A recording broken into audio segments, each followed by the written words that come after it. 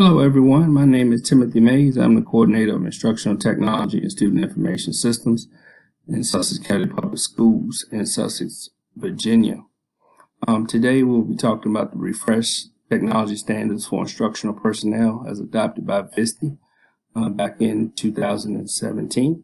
I'm sorry I couldn't be here live with you today, but you have my contact information on your screen. Please feel free to call, email, or you can connect with me on Twitter, and there's my Twitter handle. Before we get started, I want to give you a background of Sussex County. It's a very small rural county in Southside Virginia. Interstate 95 run through it, as well as the major highway of 460. Very rural, very impoverished area. The poverty rate is just below 18%. That gives you a general feel about Sussex County. As far as internet and broadband connectivity, it is not very great. We have one cable service. I believe the name is Charter, and everyone else either uses hotspots or satellite internet, and we all know that those are not very reliable internet connections. Also, for Sussex County, our school is located on one campus. We have 3 schools: the high school, middle school, and elementary school, and I worked all 3. We have about just a little under 1,100 students in the entire division, maybe about a little bit less than 100 teachers. So that gives you the dynamics of the makeup of Sussex County Public Schools. As far as technology, we were a 1-to-1 school division K through 12, and I say were because we have hit the point where some of our high school devices have hit the end of the road life cycle. Now that COVID-19 is hit and we have a need for more devices, we have a shipment of Chromebooks coming in. So hopefully for the 2021 school year, we will be fully 1-to-1 again, K through 12. Students do not take the devices home, so we keep them in carts at the school, and the reason for that is because of the internet connectivity that we lack out here in Sussex County. So today I just wanted to give you an overview of how we have adopted the technology standards for instructional personnel. This document right here was presented to me at the VSTE conference back in 2017. I was under the general impression that the state was going to adopt this as they did the standards back in 1998. However, they did not do that. But I started planning for the school division anyway. I know this screen is small, so I did put the source here for you on the VSTE page, so you can have that.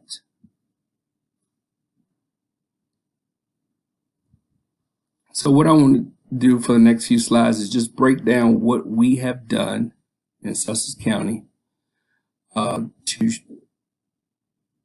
show evidence or proficiency in each of these standards. We have a portfolio program where all of our educators go through each year. I know when we had the old standards, it was basically a one-stop deal to get that ed tech requirement on your license, but we have adopted it each year. And of course, as technology changes, so will these particular evidence that you will see. So what you're seeing here today was from last school year, the 2019-2020 school year. You will notice in red that I have some months here or due dates. That is when I perform my evaluation checks to see how everyone is doing with the program. So for the first standard of lifelong learner, the teacher engaged in ongoing professional learning related to content, pedagogy, technology, and leadership. So we felt that if teachers participate in some type of conference, professional development opportunity, documentation like certificate with hours would be sufficient. We also adopted TEQ. They have since changed the name to Otis. And I compare Otis or TEQ to PD360 if you are familiar with that. It is on-demand videos for instructional technology. So for those teachers, they get to choose which course they want to take. It's not a long course. It can be anywhere from 30 minutes to an hour based on what topic they choose. But they have to do one evaluation period. Also, we've adopted Canvas as our learning management system. So they have to keep that updated. In addition, we are trying to get them outside of the building because most of our teachers do not get to go to conferences or meetings related to their content area. So we are trying to utilize online professional learning communities and social media to leverage new information or resources that they can use. So they have to show evidence of that. So for the next standard, the digital leadership, where teachers positively contribute and responsibly participate in the digital world, we have a monthly internet safety program provided by iSafe, where teachers, we take 1 day a month and we do internet safety activities with our students. Now this is in conjunction with what they do on a daily basis, since we are a one-to-one school during the day per se. So we just don't do the 30 minutes 1 day out of the month. This is ongoing, but we have a dedicated time that we do internet safety activities with our students. Also, we try to leverage e-media. Sometimes that can be a challenge because e-media is an ongoing project where learning objects are constantly being uploaded. Teachers may not find what they need in e-media. So we can substitute e-media for other platforms such as YouTube and Khan Academy. Also, a major part of this is the computer science standards integration. So teachers have to show a lesson plan, a video, or a picture showing how they integrate computer science standards into their lesson for each evaluation period. It can be as simple, such as in December, it would be an hour of code activity. But we try to get them to actually integrate the computer science standards into their content area. And we have a lot of training with that. We send some teachers to code VA academies. A lot of training goes into that. So that is very important. One of the checks that I look for when I start evaluating their portfolio. At the beginning of the year, we review FERPA laws and copyright and fair use. I have created online modules and quizzes that they need to take to show that they're proficient and knowledgeable in the laws of FERPA and personal identifiable information, as well as scenarios where copyright and fair use should be put into practice. Learning Facilitator. Teachers facilitate learning with technology to support student achievement. So with this one, we have adopted Canvas as our learning management system. We are in the training process with that now. We are very heavily dependent on G Suite and Google Classroom. So we are in the process of transferring that information into Canvas. I've also added different platforms such as Seesaw and Padlet, which are very popular in our school division, just to give them an idea of some of the evidence that you can put in there in case your grade level or your target audience for your students is not Google Classroom or G Suite related. Another big initiative that we have in Sussex County Public Schools is the flipped classroom, or the mini lesson that we call it at the elementary school.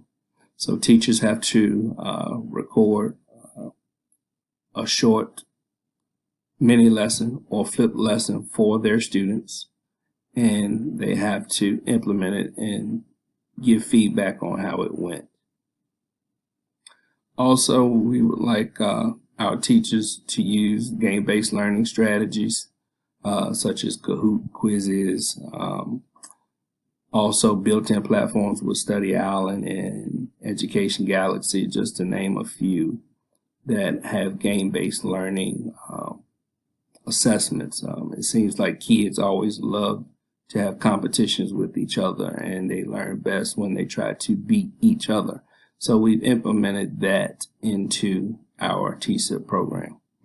Also, we ask teachers to document any assessments that they have created, either formal or informal, such as exit tickets and polls, to show that they can use technology or leverage technology to utilize these assessments.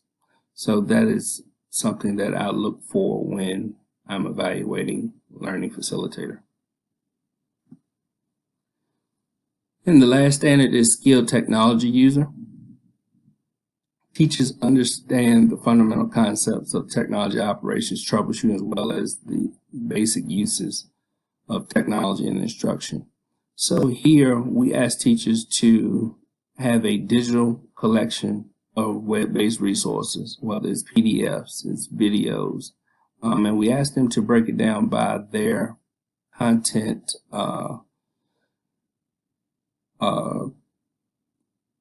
and I'm at a loss for words now, their SOL or competency area if they're not a core area teacher.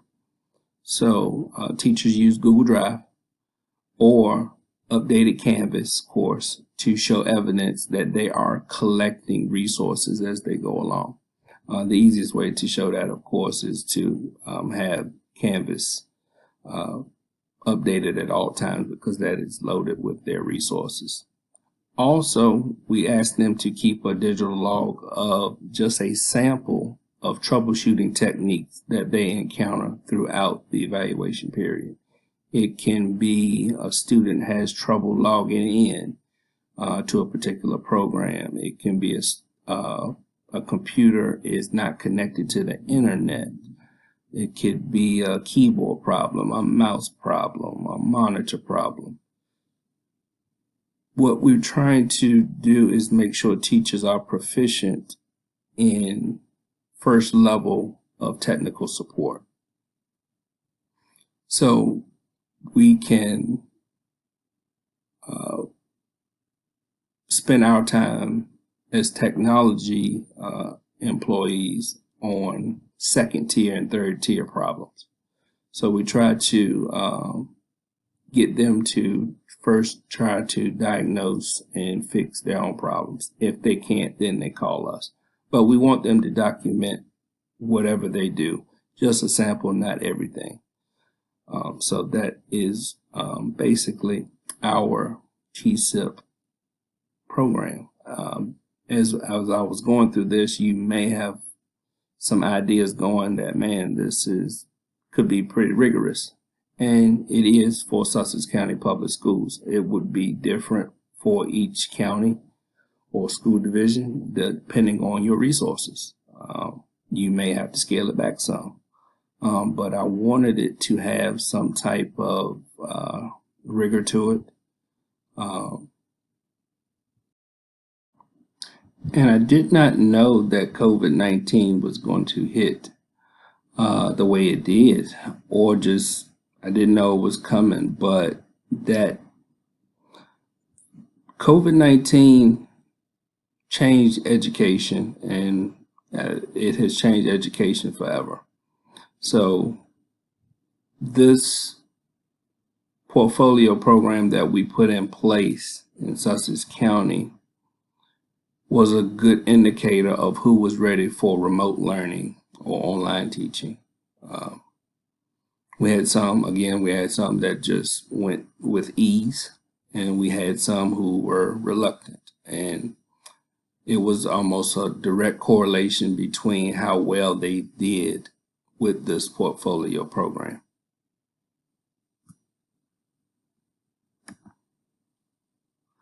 So now I want to get into the specifics of how we did this. So this is the timeline and the criteria that you see for our TSIP evaluation for the 2019-2020 school year. At the beginning of the year, I had the explanation of the TSIP program and evaluation process. That's just where I give them the documents, basically what you just saw in the last few slides, and what evidence I'm looking for. So we try to do that before the start of school. We are one of those school divisions that start after Labor Day. Since we do monthly internet safety, they must upload that evidence within 24 hours. So with the first evaluation and conference, what I will do is I will come into a conference room and they would meet with me for about 5 to 10 minutes, depending on how well together their portfolio program is put together. So we had 3 this year. The first one was in October, second one was in December, and the last one was changed a little bit due to COVID, which was April. We try to do everything by the end of April because of SOL testing is in May and June. So we try to wrap everything up TSIP related by the end of April. But we do encourage them to keep continuing what they're doing, such as the flipped classroom, the game-based learning with the students, the computer science integration. So the teachers know this up front. The only thing that I do not do, I have to get with them at a later date, is when I'm actually coming into the building. So that's why you see specified date will be to be determined. And I try to work around what principals have going on in the building. They may have benchmark testing or SOL testing in the fall.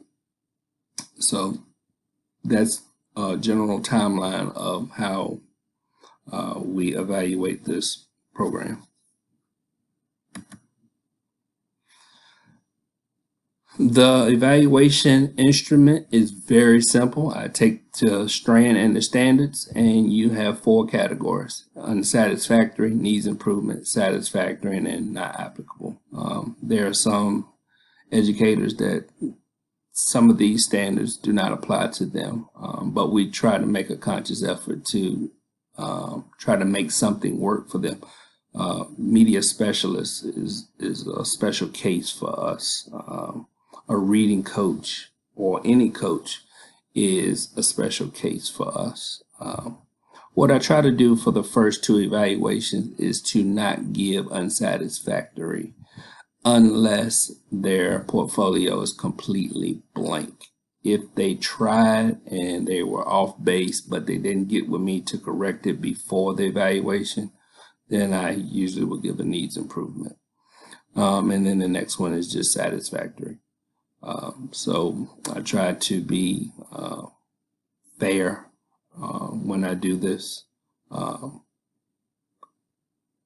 If a teacher comes to me with a blank portfolio, there's no way I can help them. But if they try to put something in and it really doesn't fit that category, or they put it in the wrong place, that is the time where we can talk about it and move it around and keep them from getting the unsatisfactory. Also, I put comments and suggestions there just for their records of what was said during each meeting. You know, if they missed something, how can we improve?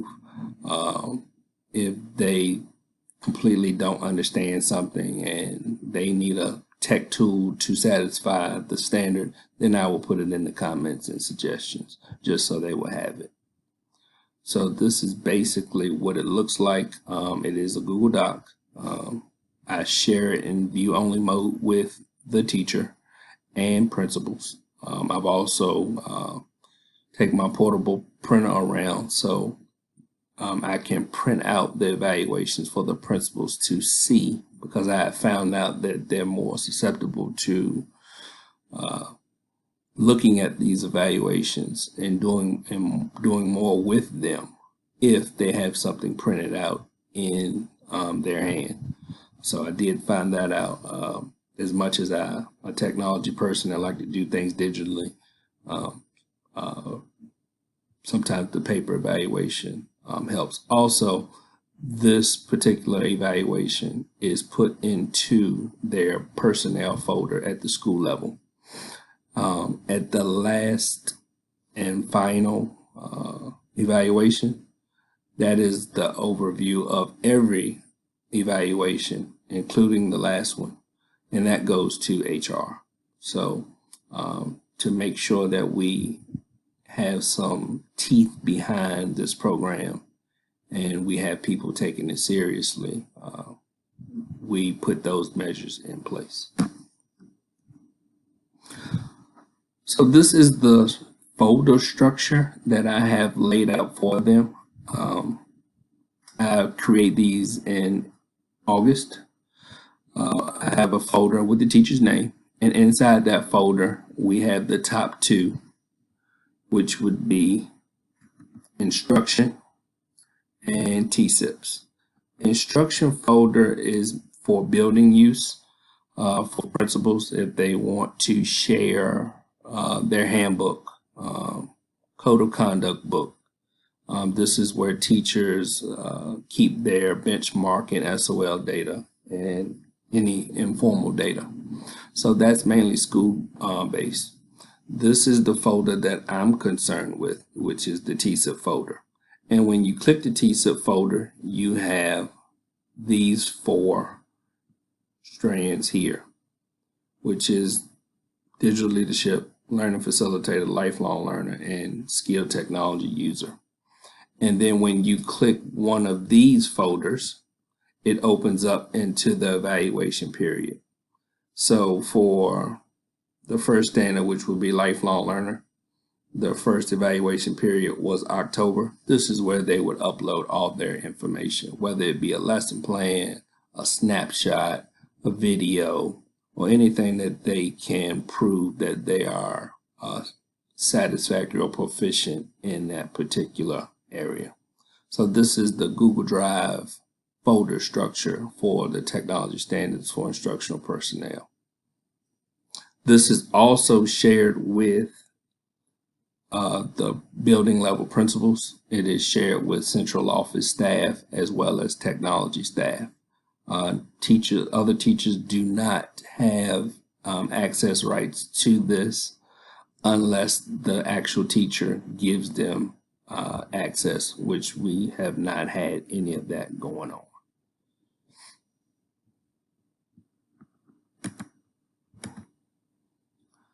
All right, key takeaways and lessons learned. This is year 2 that we have completed this. Year 1, it was pretty rough. I pride myself on helping teachers through customer service because, again, I was a teacher at one point, middle school math for 11 years. So, and I was big on technology, so I know what it feels like to not have technology or technology not go your way. So with that being said, that I was one of the more popular tech guys on campus because I would always put teachers first before the things that I needed to do. After the rollout of the TSIP program, I probably was the most hated on campus because teachers felt like this was something else for them to do. I had administrative support, which helped a lot. And even some administrators questioned the rigor of the program at certain points.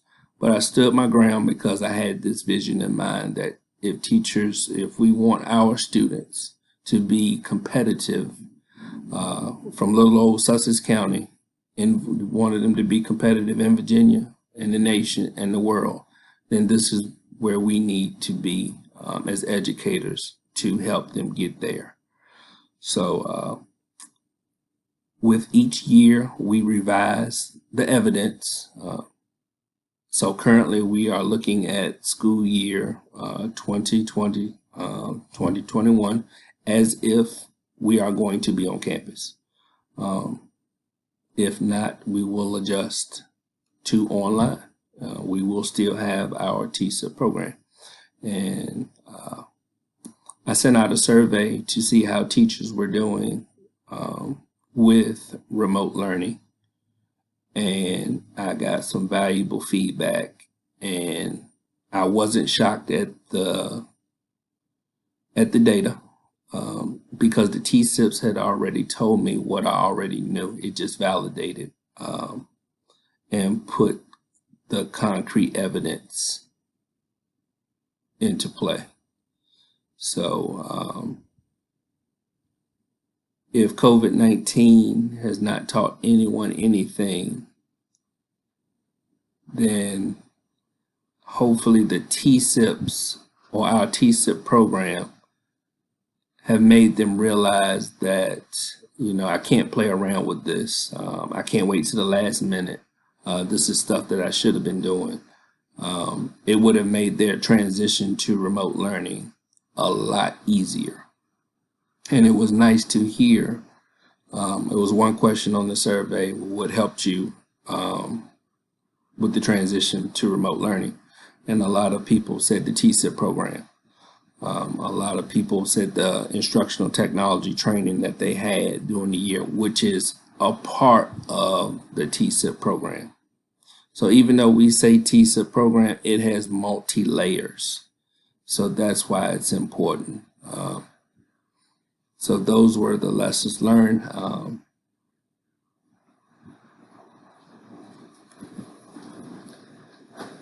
I have shared the documents with you all via Go Open VA.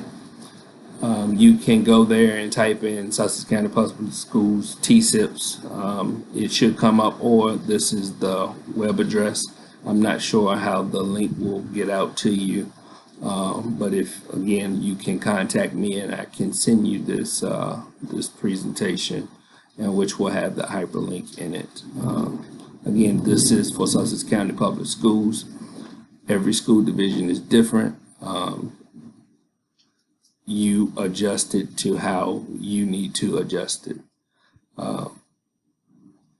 It is not one size fits all. So thank you again for tuning in to this presentation. Hopefully that you found this helpful. If you have any questions, again, here's my contact information. Again, you can contact me on Twitter. Also, I have 2 email addresses. The first one at Sussex Schools will probably be the best one to contact me, just because it's less restrictive as far as outside domain emails. So if you have questions, I'll be happy to answer anything that you have. Again, thank you. Wish I could have been there live to answer questions, but I couldn't. So again, thank you.